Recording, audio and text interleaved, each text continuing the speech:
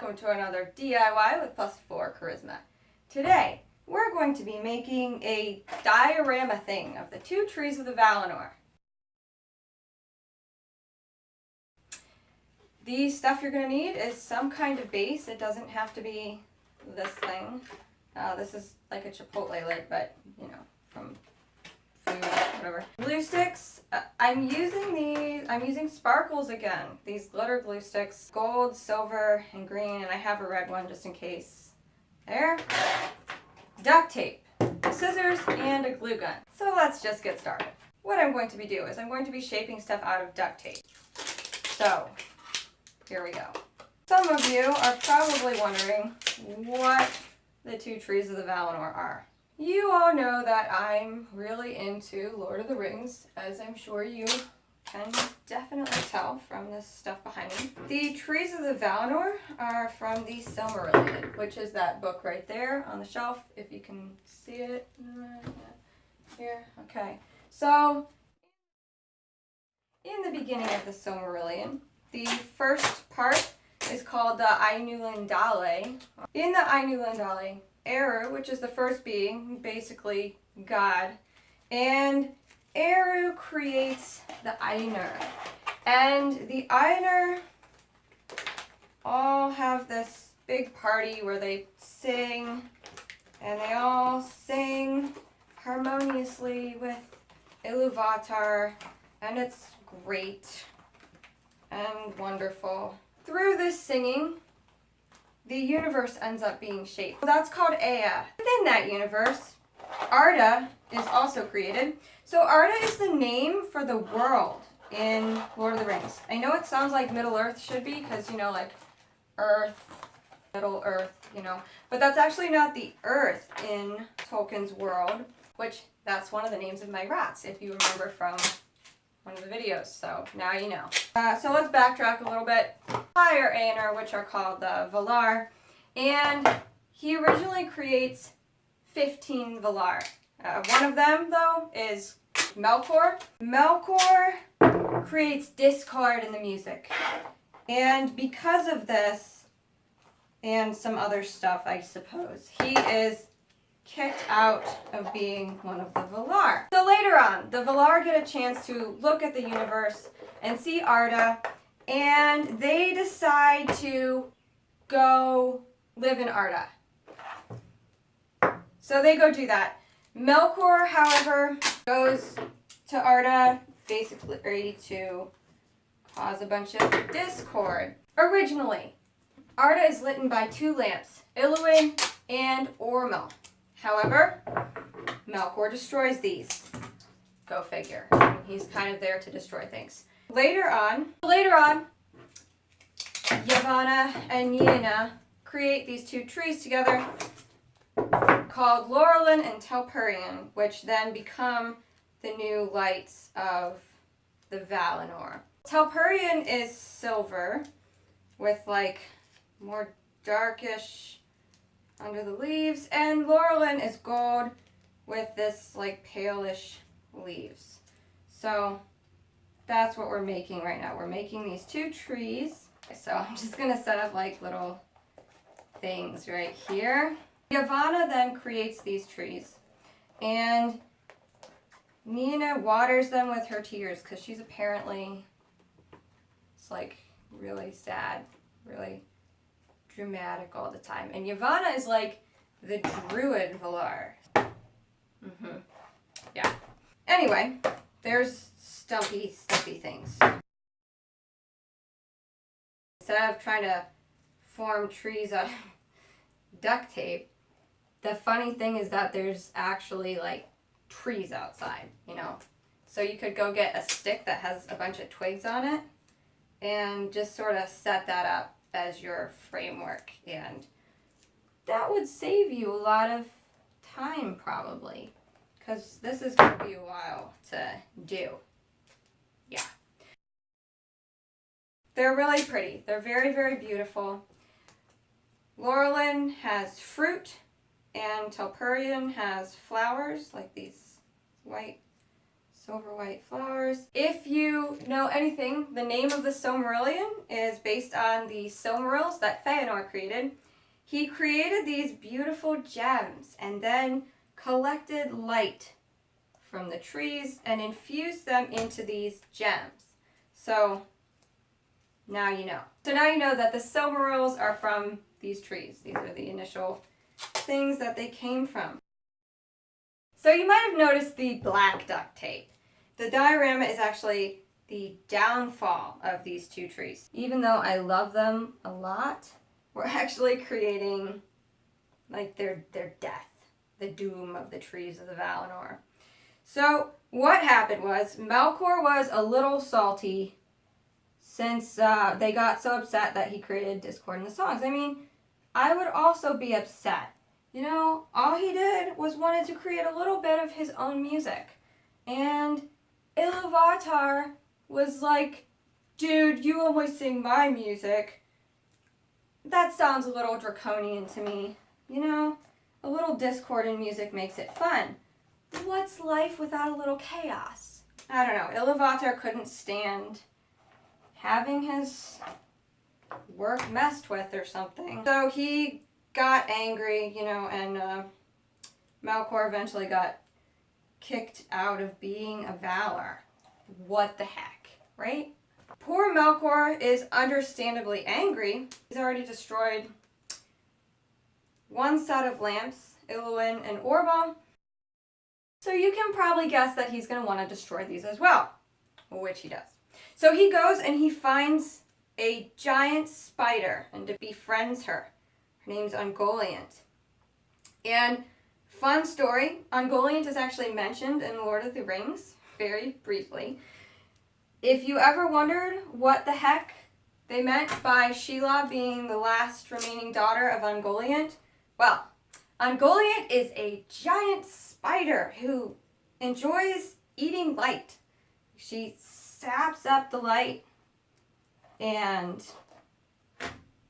eats it. I mean, you know, there's worse things that a creature could eat. Like, they act like this is like the worst thing ever. I mean, most giant spiders are known for eating, like, people. So I don't know why they were so upset, or why she's supposed to be such a bad guy. Together, Ungoliant and Melkor hatch a plan to destroy the two trees of the Valinor. The Valar are, like, partying hard. They like to pretend that they're, like, I don't know, like better than everyone else and stuff, but they like a party too.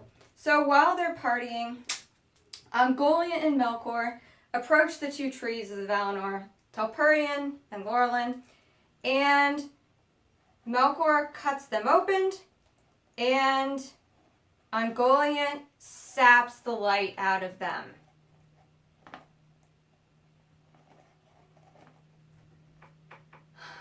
Sad day for Arda. Yeah. But fear not. Varda is able to save the very last flower from Telperion and the very last fruit from Laurelin, and she makes the sun and the moon out of these. Then they enlist the help of Tilion and Arian to Maya.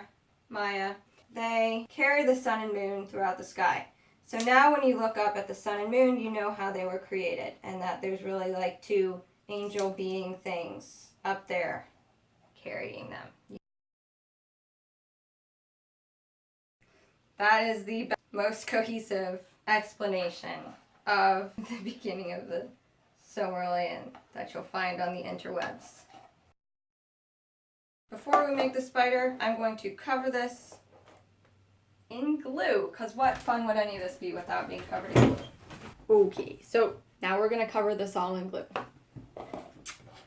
I think to begin with, I'm just going to start by doing the ground in green. The glitter really gives a wonderful grass feel to it, so, you know, and you want it to be nice and soft for Ungoliant to step on, because we wouldn't want to hurt her little feet. If it weren't for Ungoliant, we wouldn't have the sun and moon. And that's important. So now we're getting to silver. So I'm going to make this, Telperion.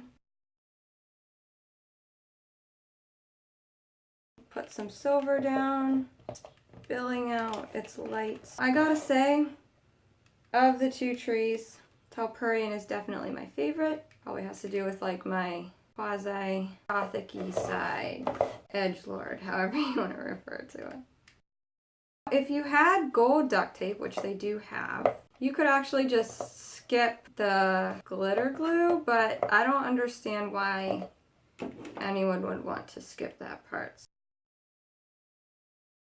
So anyway, you know, the glue also gives it a more homemade look. You don't want this to look like you purchased it at a store or something, right? You want people to know that you made it, and they will. Azelohar is not forming the way I want it to. Azelohar is this hill thing, by the way. It's a hill that's outside Valinor, which is the city that the Valar and the Noldor were partying in.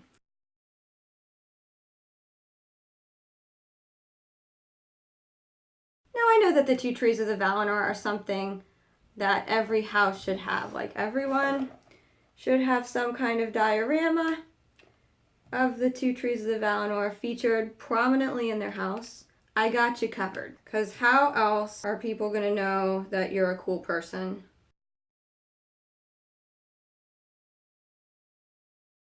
I can't believe I'm working with glitter like 2 do-it-yourselfs in a row. Like, I'm really getting girly. For leaves, I'm just gonna put random dots on, I think. Carefully place these to look like leaves. So there's that. Now to make Ungoliant herself. So to do that, I'm going to use duct tape, of course. I'm going to try and cut a spider-like shape. For her fangs, I'm wrapping this. Tape those on. This is what I have here, right there. It's the base for Ungoliant. Now I'm going to create legs, and I'm just going to do that by getting a long strip like so. And then taking it, folding it over, and then I'm just going to spread it and cut feet. And then after you do this, do it 8 more times. So I already did that. That's what this is. Now what we're going to do is we're going to take those and we're going to attach them to the spider. I suggest using more duct tape. And of course, we're going to have to create Melkor somehow.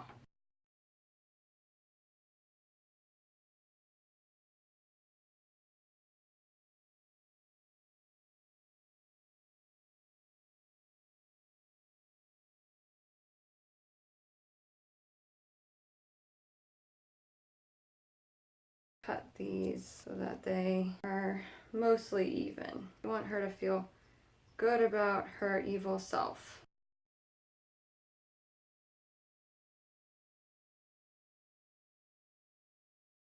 Okay, well, that's good enough, right? So once again, my video cut out. I need to free up a lot of space on my phone. What I ended up doing was finishing off Ungoliant. I think I'll add more duct tape to the legs later, but my phone keeps running out of storage space, so I will have to do that later. I also made this dude here, Melkor. I basically made a cloak out of duct tape, which was sort of a coney thing, added little arm things, and cut a bunch of spiky things for a crown, and now we have Melkor. Hello. Ah, look at these trees. They're so delicious looking. If only I could just taste a little bit of their light. But those terrible, terrible Valar, they thwart me at every turn. They must just want me to starve because they're terrible.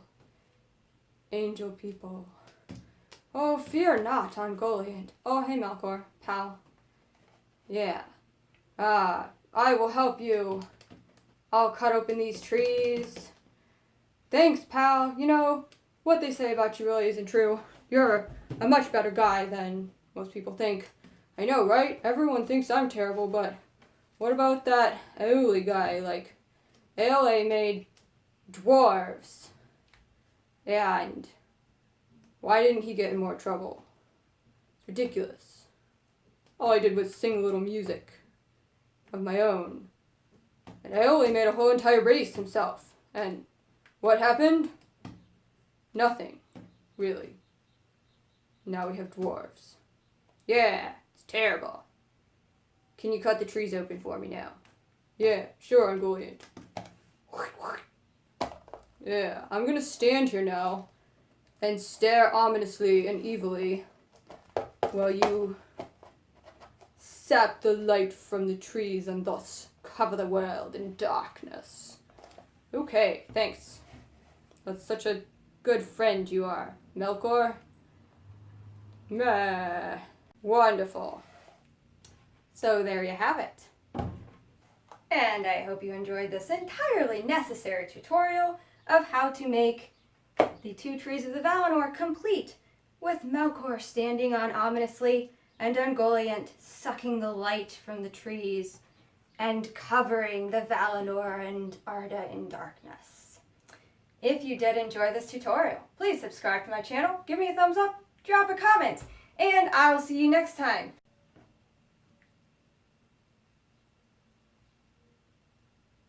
Yeah.